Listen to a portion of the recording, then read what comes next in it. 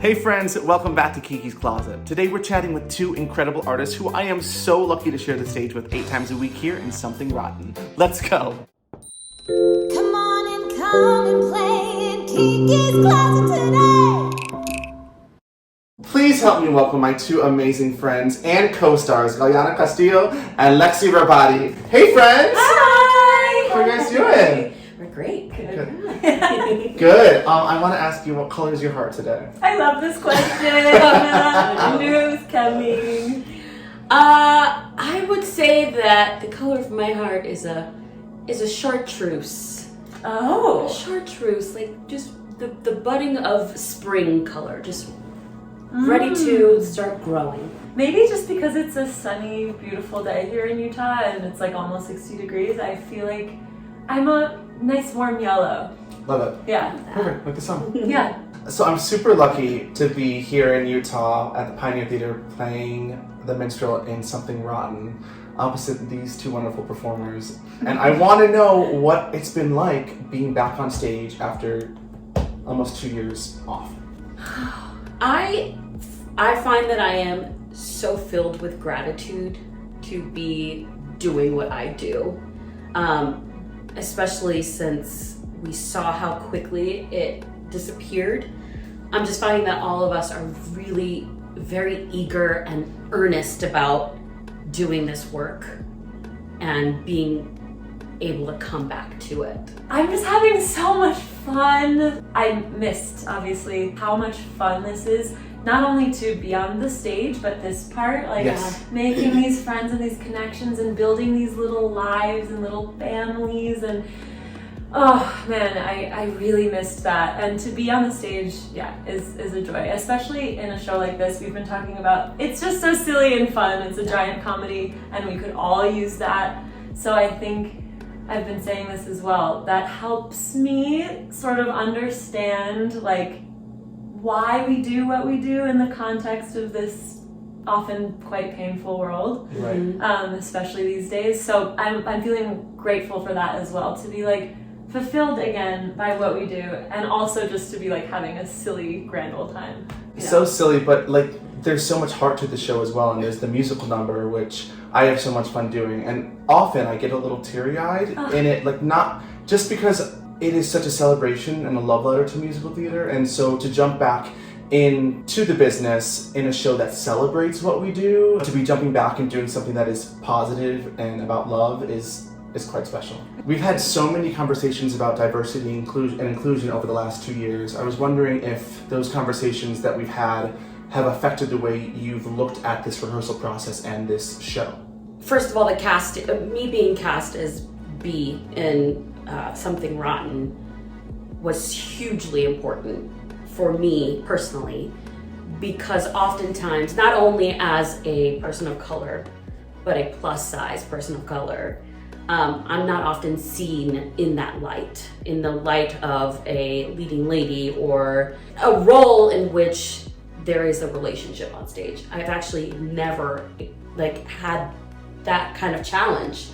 And it's just so important for us to see people who look like me be desirable. Well, the whole thing is you're not only fantastic for this role, there's just really no reason why you shouldn't be playing this part. And the thing that I think the biggest frustration for us is that we want to see the media on TV, on film, on stage represent the world that is viewing it. And the world is changing. But the thing is, has it changed, or have we just not put a light on them?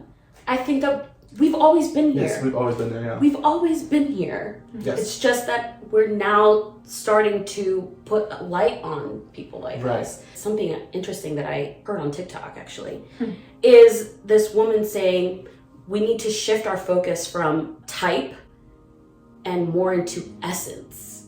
Because a type really just kind of narrows, your field of a character. And what you need to find is people who have the essence of a character, because that can be applied to everyone, to anyone. I'm super lucky to be playing the minstrel, but I'm also covering Nick Bottom. And when I was asked to cover, I didn't immediately said to myself, you can't do that. But then once I started looking at the script and the score, and I was like, wait, this part is actually perfect for me. I realized the only reason I didn't believe in myself was because I had never seen a person of color play that part. I've only seen one type do that.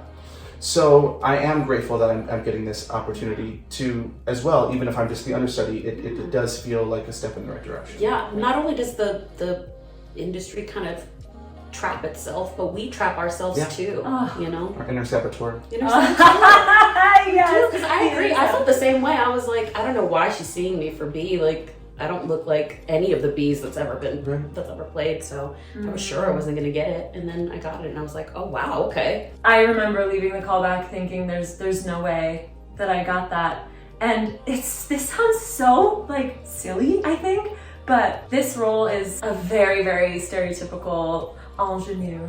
I'm playing a Puritan and a quirky, sweet little love interest, and she's always been blonde, and that is, who cares? But I even just that, like, there were these beautiful blondes at the callback that are amazing people and beautiful talents, and I just remember thinking, of course they're going to get that. The way we look for any way to limit ourselves and our potential and where we fit, even though I think all of our essences fit so perfectly into the roles in which we've been cast. I also feel like it's cool that like queer women are playing these roles, and there's gender fluidity amidst us, and within our ensemble, it's really amazing. There are non-binary being celebrated, folks. and it's being celebrated. Yes, non-binary folks playing different genders in different scenes. I hadn't seen that before. Never. My first time. And I think that's really cool, and a lot of effort put on pronouns and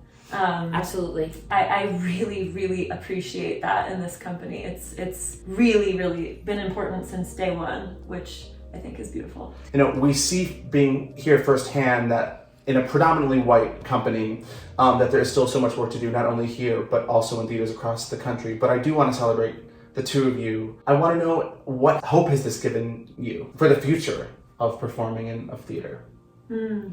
I feel like it's giving me a nugget of confidence to go for it, to audition for those roles that I didn't allow myself to see myself in.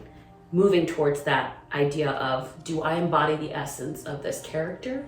Then yes, you are absolutely capable of playing this character, and not limiting myself to the archetype in which I have not only allowed the industry to put me in, but also that I've trapped myself in. It's like, if you feel connected to this material, you feel connected to this character, go for it. I have an interesting experience in that I have the great privilege of being white passing, and with that privilege comes the pain of whitewashing, which is often erasure, and that's imposed upon me, but also that I am probably the number one person who imposes it upon myself, to be honest with you. I struggle to really show who I am in each character I play, and I will whitewash myself because I can, which is a privilege. But so I think something that I am enjoying with this, again, going back to something as small as hair color, is embracing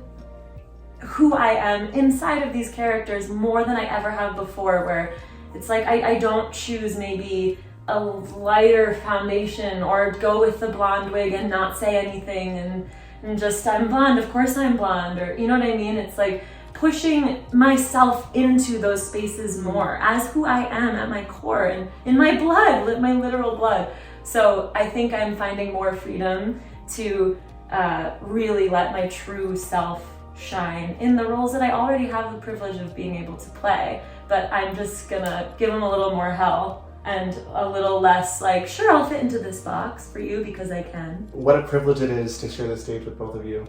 Thanks so much for chatting with me here today.